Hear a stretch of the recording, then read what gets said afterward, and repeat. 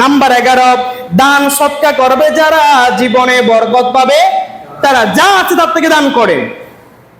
হাদিসের ভিতরে এসেছে, মা মিন ইয়াউমিন ইউসবিহুল ইবাদা ফিহি ইল্লা মালাকানি, প্রতিদিন দুইজন নতুন ফেরেশতা আল্লাহর পক্ষ থেকে নাজিল হয়।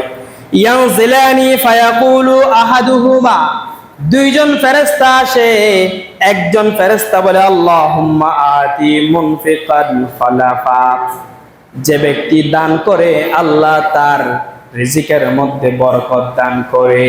সুবহানাল্লাহ।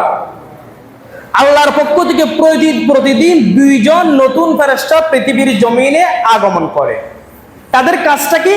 তাদের কাজ, একজন বলে আল্লাহুম্মা আতি মুনফিকান খালাফা, শুধু এই দোয়া করতে থাকে, আল্লাহ যারা দান করতেছেন তাদেরকে বরকত দেন, তাদেরকে বরকত দেন।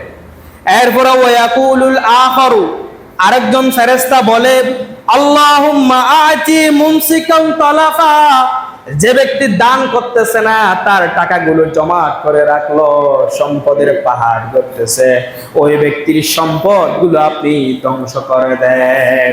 দেখেন, দুইজন ফেরেশতা প্রতিদিন পৃথিবীর জমিনে আগমন করে।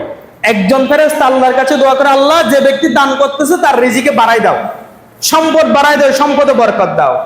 আর আরেকজন ফেরেশতা বলে যারা দান করতেছে না তাদের সম্পদগুলো নষ্ট করে দাও, ধ্বংস করে দাও।